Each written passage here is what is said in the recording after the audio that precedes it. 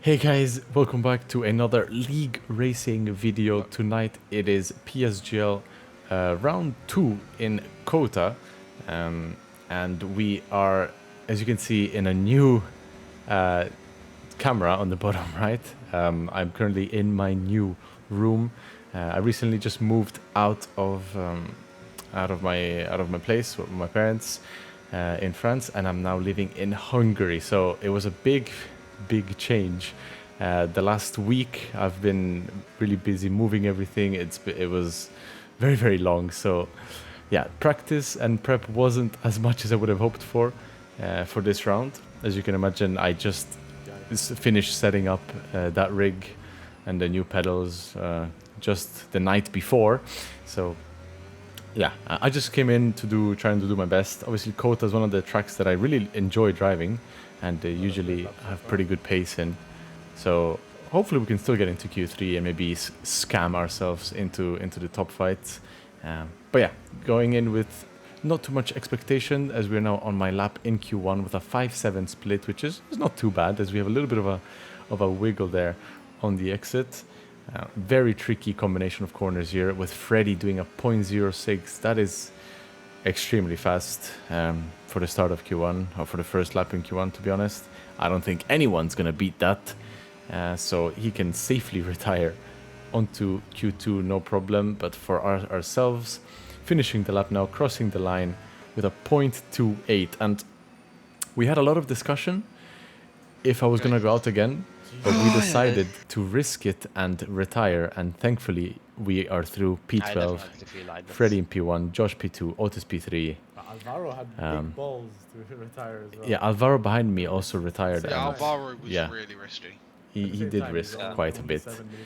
But he's through, and I think no big names are out in Q1. If I remember correctly, there was Jake Benham that was out in Q1, so that was the biggest name that I can think of. But apart from that, everyone was through, as we're now onto my first lap in Q2. I don't remember if it was too good, but crossing the line with a 0.008, which isn't too bad. My last sector was... But as you can see, we are all the way down to P7, and I do believe we need a little bit of an improvement to pass. And on my second run here, we are now 60 up. Hopefully we can bring this home. If we can keep this advantage, we should be easily through to Q3, which is already a good achievement. It's very easy to make a mistake in this track with corner cutting, with just losing the car, because the corners are extremely tricky, and yeah, it takes very little to mess up a lap here. And even if you're the fastest here, it's never guaranteed that you are in Q3. So yeah, on to the last corner now, keeping that half a tenth advantage. Little bit wide in the last corner though, not very good. We do a 9.48 and we are through to Q3. Danny. Yeah. Oh no, Josh is out. Wait. Oh yeah, he is. When the gaps. What? So the gaps are very tiny, even in a track like this. And yeah, as you can see, Josh is out, Isma is out, Istvan is out as well. Big names out in Q2. I say big names, but the grid is just stacked, honestly. Everyone racing here is basically in the F1 Esports grid. So yeah, everyone that goes out in Q1 and Q2 is a good driver. As we go on to my first run in Q3, and it was not a good lap at all. Slower than my Q2 banker. It's unfortunate because I was one of the few people with 2 sets of tires for Q3, and I didn't really use it to the fullest advantage, as we are now gonna stay on board for the whole last lap of Q3 into turn 1 now, down to third gear. We have a pretty good turn 1, to be fair, even though we don't gain much. Maybe my turn 1 was pretty good already before. And a very tricky section here on the S's. Do not invalidate, but you have to stay as tight as you can here on the right to open up the left.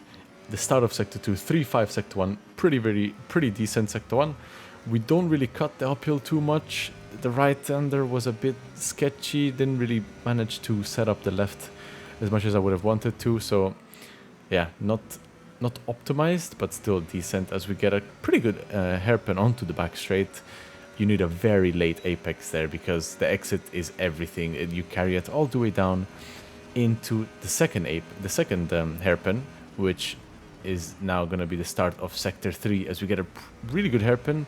We're 180 up. We're on 1-4 split, which is extremely fast. This is on for my PB and by quite a margin as we get a really good double right. Really good left-hander here as well. And if I can keep this up, we're on for a 6 and Danny's done a low 6. But here, unfortunately, No way. I can't believe what I did there. I think I was looking at Danny's lap or the sun. I don't even know. I have never invalidated there. But as you can see, the rest of the lap was fully valid and that would have been a mid-6. Oh, Yeah, I couldn't believe I would have done what a just 6. happened. What? Freddy invalidated. Oh. That I would have mid-6 done a 6. would have put me P3. Yeah, Look at this complete shit. Yeah, no, because I was gutted. we are on lower wing for sure. Even So the lower though we I was go, happy to be in probably the Q3, faster it's gonna I get. knew I could have gotten up there towards the top of the field. Man, I can't believe that was so dumb. I thought it was fine. I've never validated there before. Oh my god. Looks like we're going to be having to make some moves in the race, even though the dirty air is extremely high in this game. So yeah, hopefully we can go for a different strategy to everyone else. I am quite confident that many people will pit very early on because here the hard tire is extremely good and durable. The one stop is pretty easy here compared to other tracks like Austria, for example, where a 2-stop is much like faster and almost needed. It's very, very hard to do a 1-stop. But yeah, on to the start of the race. Everybody on the medium tires, very little amount of hard runners behind us. And we're just trying to keep it clean and do not Who is this lose kick my now? front wing. Unfortunately, I had to go on the inside, which is not my preferred line in turn 1, especially in COTA here. But here need to be You know, careful. he's We're side out. by side, and Josh does kind of overtake me off track there. Not gonna lie, I could have probably reported it. Now looking back at it, but in the moment I thought I pushed him wide, but I was kind of ahead. I don't know. Up to you guys to judge. I hope so, yeah. Istvan had a good He's start got from hard P13 tires. up to P11 as we got down the inside here, trying to get our position back side by side with Duncan, why is but we're Musk actually pinning me? 3 wide. Get off me. And I think we have a pretty low wing setup here. As you can see, we are now passing Julian P18 Duncan. and Reese P20 But Josh hards. unfortunately has the slipstream which he can use, and Duncan brakes super late and actually manages to stop the car, which fair play. I expected him to hit the car in front, Oh, hi. and maybe I could get a free position or two, but Hello. he stopped the car and yeah, he did a good job defending the place, and I think he's going to defend it from Josh as well. So yeah, he really pulled that one out of his behind, but good for Duncan him. is on 45%. I think now we are gonna skip quite a few laps out because, as you guys know, the first few laps of a league race in this game are pretty boring. Nothing happens with the dirty air, so yeah, making a move is almost impossible unless the guy ahead makes a mistake or there's a crazy dive bomb into one of these hairpins, which is just not worth doing at this point. I mean, I don't want to get a penalty or break my front wing on lap 2 of the race, especially when everything can happen. And yeah, as you can see, skipping onto lap 6. I know that I'm not slow on the straight, that's it. And I was trying to figure out if I had low wings for or high sure. wings, and I was asking Istvan how he felt on the straights, and he had a bit higher wing than me, so I think we're very, very fast on the straights. Someone pitted already.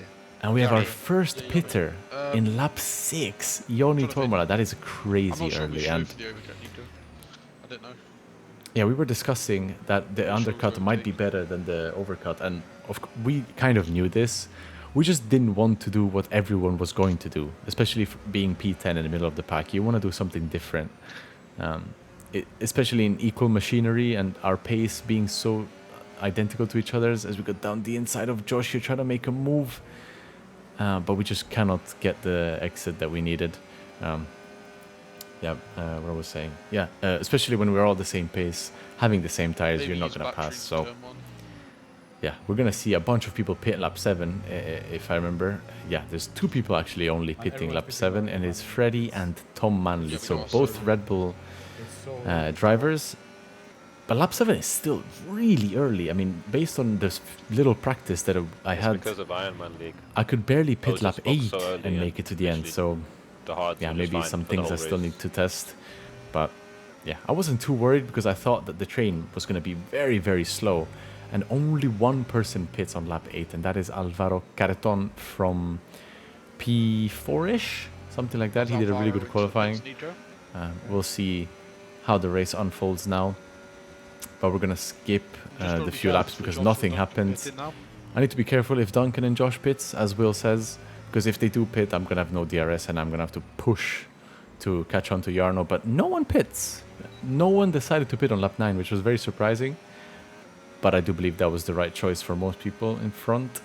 But the two Alpines are leading the train for actually the whole race so far. And I'm surprised none of them pitted. And now everyone goes into the pits onto lap 10. And it's just me and the two Alpines in front. But I don't think I'm going to catch the two Alpines, especially when I make a mistake like this into turn 1. I remember perfectly, yeah, I just braked way too late. And I locked the rears and I just tried to save it, but yeah, I lost so much time.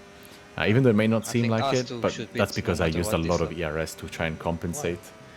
So, Because yeah, we're going to go long because now pitting now, it's just pointless. What am I going to do? Pit a lap later and have one lap fresher tires? No, thank you. We're going to keep going.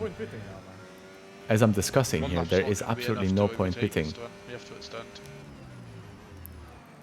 Plus, if the two Alpines don't pit, and we just follow the Alpine, we are going to undercut one of them at least. So, yeah, we just have to make sure that we don't get eaten alive from the people behind. But there is like 5 or 6 hard runners behind us, so there's not many medium hard left in the train. So, yeah, full focus will be on the second stint to try and make up some positions with our fresher tires. Hopefully that's enough, because otherwise I wasn't going to do 20 laps behind someone without being able to overtake. It was just way too boring. So yeah, we actually kind of matching Otis's pace, which is good news, showing that we have the pace as I go wide there, but I do lift a lot to not get penalized. But the delta to Otis is staying the same, 2.6. Yeah, so that is very good news. And lap 12 is, I think, when we're going to pit, because... You undercut at least one of the Alpines. Yeah, we are going to undercut at least one of the Alpines like this. So that should be a position. Let's see if we can defend it. Or maybe we can use them to catch the train back. And I think that's exactly what we're going to do. And everyone behind us pits. There's only hard runners left that haven't pitted onto the medium yet. But I'm not too worried about them, because the hard medium strategy is extremely bad in this game. The mediums are just awful. Awful tire. Not sure why it's like that. The hard is just always better. And almost faster already from like 3 or 4 laps into the stint. So why would you ever put a medium? But yeah, actually he will catch up. we are now 3 seconds behind Josh, and I don't want to push too much. I want to save some tire, because I know we're going to catch anyway at some point. There's no reason why we're not going to catch. So I'm just going to save my tires a little bit, and hopefully have a big enough advantage so that when we do catch them, we're going to overtake them easily. And I also went quite a bit lower wing for that scenario, going long, having a lot of straight line speed and overtaking them easily on the straight, as we're going to do an 1 lap undercut on Danny Beresney, but we come out side by side. And it was so awkward what he was doing there. I wasn't too sure if he wanted to keep the position, give me the position. We just lost a bunch of time for no reason. Yeah, I don't know why that happened, but here's what it is. Otis now pits 1 lap later than Danny, and he comes out behind Ismail Fassi, I believe, or they are fighting for that position right now. So I'm not sure why they pitted Otis after, why they pitted Danny first when he was the second car. But anyways, I guess that's good for us, bad for them, but they will get past us, I think, especially Danny now. I'm just going to let him go. I'm pretty sure I could defend his position if I wanted to, but I was hoping he would have better pace with his new fresher tires, that I could just use them and sit behind, save my tires, and catch the train at a lower cost, essentially. And that is the strategy, as we've now caught up and skipped to lap 19, and he's passed Josh Idowu without even a fight. I'm not sure why Josh just let him go. And yeah, I don't know why Josh just let him go and then defended me like crazy. Was a bit weird, but we're gonna go and try and get a move on him as soon as we can. As we're gonna go dive down the inside, but not fully, but just to make him go a little bit wide and lose. Look how much time he lost to Danny. He has no slipstream basically now, and we have a much stronger one than him. So this was exactly what I was supposed to do, and I'm glad that it worked out, because you can see now we're gonna go side by side, and I have better tires than him, so my exit is just so much better. He's gonna try and hold it, but I don't think he can do much. I think he has 2 or 3 laps older tires than me, so yeah, that was a easy move. And Otis is just behind me now on 2 lap pressure than me, so I think I'm not gonna fight him too hard.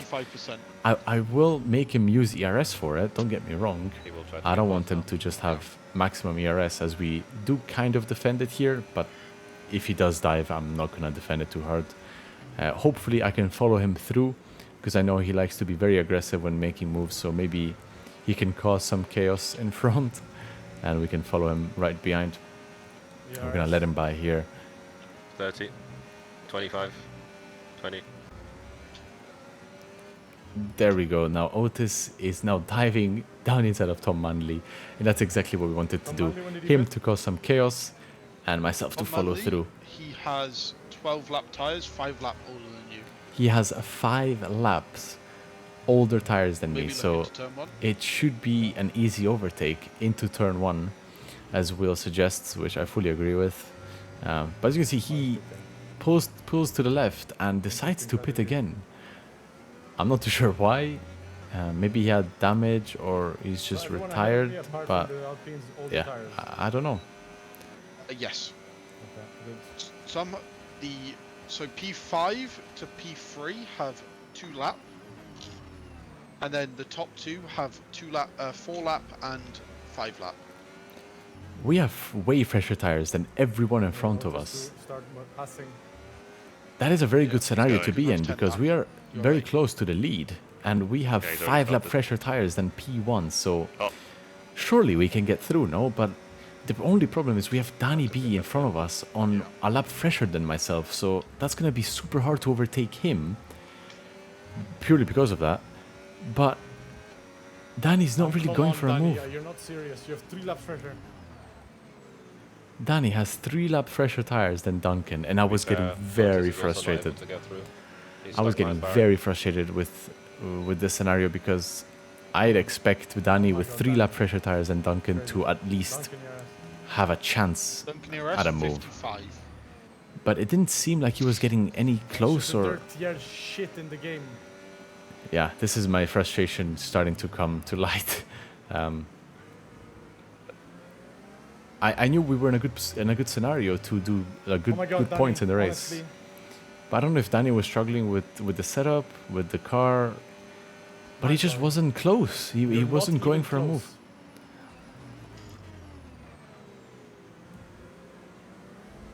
And he has even 1 lap fresher. Literally. I don't know why he's happy with staying there. I also do think, though, it's similar to you. You can't get past him. I think it's the he has same thing. he has a lap fresher than me. And he has 3 laps fresher than Duncan. That's what I'm saying. should Like be able he's to not get even he's not even close to Duncan.